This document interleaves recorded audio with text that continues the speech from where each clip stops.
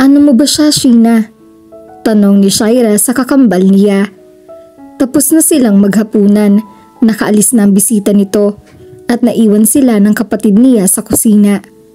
Pagkahatid nito kay Denver sa gate ay nadatna nito na naglilinis siya roon at tinulungan siya nito. I mean, kayo na ba? Ano sa palagay mo? Misteryoso ang ngiting sumilay sa mga labi nito. Pinaikot niya ang kanyang mga mata.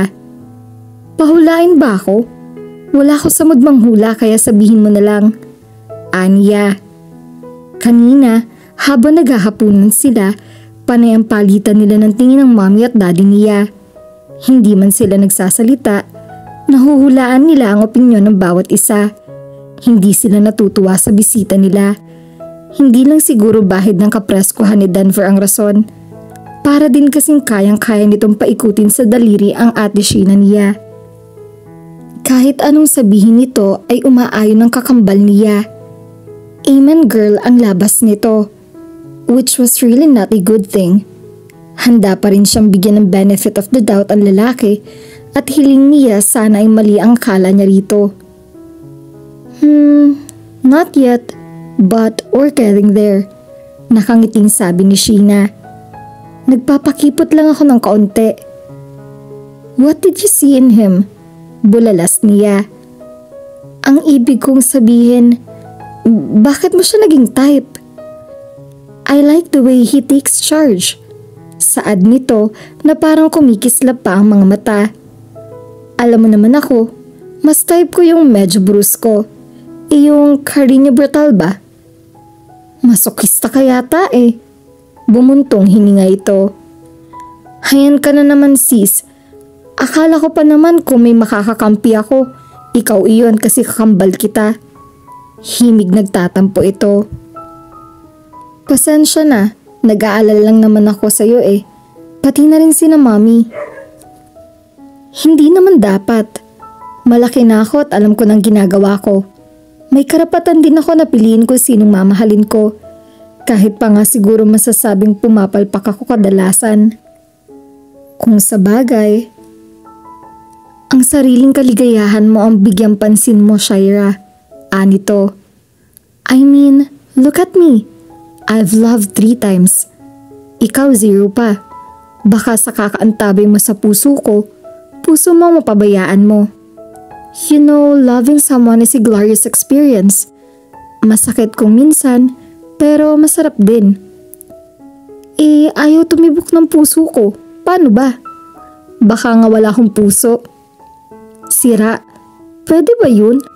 Titibok din yan. Malay mo, nasa harap mo lang ang lalaking gigising dyan sa puso mong batugan. Ngumiti ito ng makahulugan. Hindi niya maintindihan ang ibig sabihin nito. Speaking of nasa harap, ibabalik ko sa iyo ang sinabi mo. Malay mo, nasa tabi-tabi rin lang ang lalaki magmamahal sa iyo sa paraang nararapat sa iyo. Si Kenneth na naman ba ang ikinakampanya mo? Tanong nito. What's wrong with Kenneth? Mabait siya, may kaya, at higit sa lahat, mukhang masarap magmahal. Katwiran niya. Bakit hindi ikaw pumatol sa kanya? Naman, walang ganyanan, bulalas niya. Nakakapanrimarim eh. Hindi yun dahilan, kasumpa-sumpa ang tipo ni Kenneth. Parang hindi lang talaga tama na maging ganun sila. It felt almost incestuous, dahil siguro parang kapatid ang tingin niya rito. Oh, kita mo na? Ikaw mismo ayaw mo sa kanya.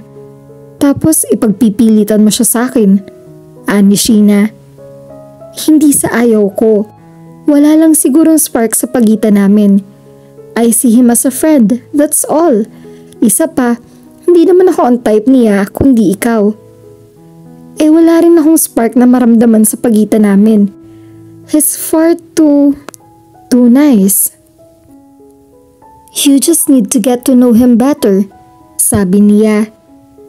I know him enough. He's so nice and gentle and sweet to the point of being, well, boring. Walang kaanghang-anghang.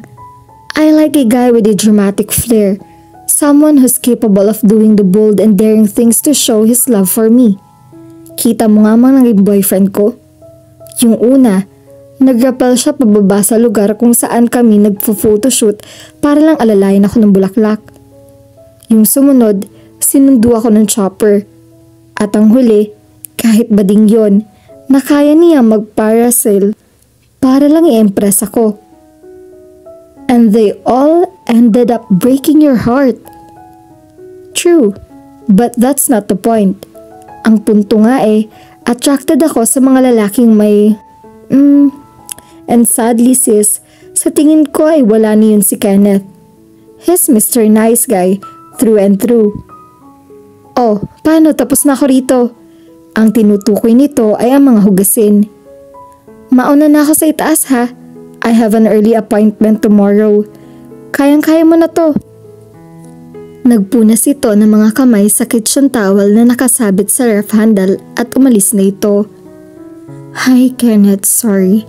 Wala ka raw spark. Sa loob niya. Sayang na sayang talaga. Maagang natapos ang pag-uusap ni na Shira at ng boss niya sa digital front, kaya nakaalis agad siya. Hindi siya required na nasa opisina magtrabaho. Basta naipasa niya sa oras ang mga ipinapatapos sa kanya. Kaya kanina, pagkatapos nilang busisiin at pagkasunduan ng mga requirements ng kliyente, ay nagpaalam na siya na aalis na. Nakakainis lang na wala ni isa sa mga kaibigan niya ang libreng gumimik. Ang ilan kasi sa mga iyon ay 9 to 5 jobs ang hawak. Samantalang yung mga kagaya niya na sarili ang oras ay ewan ba niya kung nasaan. Kahit nga si Kenneth ay hindi pwede. Nasa Palawan daw ito para bisitahin ang lugar na pagtatayuan ng isang resort. Ito ang arkitektong hahawak ng proyekto. Sa mall na lang siya tumuloy. Bibili siya ng mga libro sa bookstore. Ilang DVDs na rin siguro pagkatapos ay uuwi na siya. Papunta na siya sa escalator nang mapadaan siya sa isang sporting goods store. Pahapyaw lang siyang tumingin sa loob at dire-diretso na sana siya pero napabalik ang tingin niya sa shop nang parang may pamilyar na mukhang nahagip ang mga mata niya. Hindi siya nagkamali. Kilala nga niya ang lalaking natanaw niya sa loob. Iyon ay walang iba kundi si Denver. Naisip niyang tsikahin ito. Gusto rin naman niyang makilala ito ng mabuti at baka matuklasan niya na mali ang impresyon niya rito. Pero hindi pa man siya nakakahakbang papunta sa shop ay nakita niyang may babaeng lumapit dito. May dalang raketa ang babae at ipinakita iyon kay Denver. Parang hinihingi ang opinyon nito. Nag-usap ang dalawa. Kinutuban na siya kaya hindi na muna niya itinuloy ang pagpunta sa shop. Sa halip ay nagkubli siya para manmanan niya ang dalawa. Ilang sandali pa ay nakumpirma ang hinala niya. Mukhang may ugnayan ng dalawa dahil inakbayan ni Denver ang babae at iginiyan nito papunta sa counter. Si Denver nagbayad ng raketa. Pagkatapos, magkaakbay pa rin na lumabas ng shop ang dalawa. Natural na sinundan niya ang mga ito. Sa isang Italian restaurant tumuloy ang mga ito. Ang tinamaan na magaling. Umusok ang ilong niya. Kitang-kita sa kilos ng mga ito na hindi lang magkaibigan ng mga ito. Hindi siya nakatiis. Pumasok siya sa restaurant. Hi there! Bati niya sa lalaki. Fancy meeting you here. Hi. Ganti nito. Namutla ito. Anong ginagawa mo rito? Wala lang. Oh, hindi mo ba ako ipapakilala sa kasama mo? Shira si Faith. Faith si Shira. Hi, anong babae. Halatang nagtataka ito. Wala siyang balak na kumprontahin ng lalaki. Gusto lang niyang ipaalam dito na nakita niya ito. Oh, well, I have to go, sabi niya. Nice seeing you, aniya sa lalaki pero pasimple niyang pinandilatan ito. Oh, I know all about that, ani Sheena nang sabihin dito ni Shira ang tungkol sa nadiskubre niya. Ano? Hindi niya sigurado kung tama ang dinig niya. Nabanggit na sa akin ni Denver na nagkita kayo sa mall. He also said you will probably misinterpret the little scene you witnessed. Talaga lang ha? Ano bang mali sa interpretasyon ko, Aber? Yung kasama niya, well, shall we say it's a fling that got out of hand. Hindi raw niya inakalang seseryosohin ito ang pambobola niya. But he's not serious about her. Lahat naman ng lalaking nabubuking ganun ang sinasabi, aniya. No, it's true. Noon pa ako nagkikita ng text message ng babaeng iyon sa cellphone ni Denver. Himig desperado talaga. Nagmamakaawa. And you've seen Denver. Chick magnet naman talaga siya, hindi ba? And with his nice, the women tend to misinterpret him.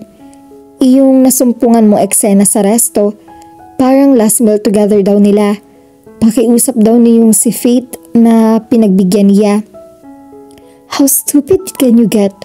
Gustong gusto niyang ibulalas iyon. At naniwala ka? Aniya. Oo naman, nakikita ko naman sa kilos niya na mahal niya ako eh. I know in my heart that he's telling the truth. Anito. Sheena naman. Shaira, please don't. Pigil nito sa sasabihin niya. Niloloko ka niya at nagpapaloko ka. I said don't. Bulalas nito. Just mind your own business for once. Sabi nito. Pero, I love him, okay? At ano nangyari sa kasabihang innocent until proven guilty? Hindi ka pa nadala? Hindi ako nagpapadala. I love love at hindi kagaya mo, handa akong sumugal. Ang sarap talagang iumpog sa pader ng ulo ng kapatid niya. Why did she have this nasty habit of falling for the wrong guys? Hindi lang yon, ang tigas pa ng ulo nito. Gayumahin mo na nga ang kapatid ko, please. Naghihimutok na pakiusap ni Shaira. Kasama niya ng mga sandaling iyon si Kenneth sa isang fast food chain. Kung may alam nga lang akong gayuma, kinamit ko na sana. Sabi nito, parang lumong-lumo. Pero mukhang wala talaga akong kaapil-apil sa kapatid mo. Masyado ka kasing mabait. Brusko nga ang gusto niya. Sa hindi ako brusko, ano magagawa ko? Pilitin mo. O kaya kahit magpanggap ka lang kahit sandali. Pwede naman hindi ba? Baka sakaling makakita ng spark si Sheena at... Hey, nag-aalo ang tinig nito. Calm down. Pinilit nga niyang gawin iyon, pero ang hirap. Natatandaan pa niya kung ano nangyari kay Sheena nang huling heartbroken ito. Sobrang depressed ito at matagal na hindi nakapagtrabaho. Ang akala nga niya ay magkaka-emotional breakdown nito. Ngayon, naroon na naman ang isang unos na nakaambang dumating sa buhay nito. She could see it coming. She was sure it was coming, but there seemed to be nothing she could do about it. I can and I will. Kenneth, hanggang saan ang kaya mong gawin para ma-inlove sa'yo si Sheena? Tanong niya sa kaibigan. Anything. Alam mo yun. Talaga? Anything? Oo nga. Natahimik siya. Napaisip. Kanina ay may ideyang nagsisimulang mabuo sa isip niya. Kailangan niyang buuin pa iyon. Hindi ba't sabi mo noon may isla ang uncle mo? Sabi niya. Natatandaan niyang niyaya siya nito na magpunta roon kasama ang ibang kaibigan nila. Ibibida raw nito sa kanila ang lugar. Pati na ang bahay na nakatayo roon na ito ang nagdisenyo. Hindi iyon natuloy dahil hindi magtugma-tugma mga schedules nila. Sinong nakatira doon? Wala. May katiwalang tumatawid ng dagat para i-maintain yung bahay roon pero hindi siya araw-araw na pumupunta roon. Lalong luminaw ang plano sa isip niya. Good, sabi niya. Heto ang gagawin mo. Kidnapin mo ang kapatid ko. Nasamid ito na kahigop lang ng juice mula sa baso nito. Ano? Bulalas nito pagkatapos itong mag-uubo.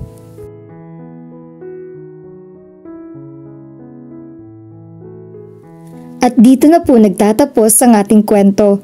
Sabay-sabay po nating abangan ang susunod na kabanata. Maraming salamat po. God bless and stay safe.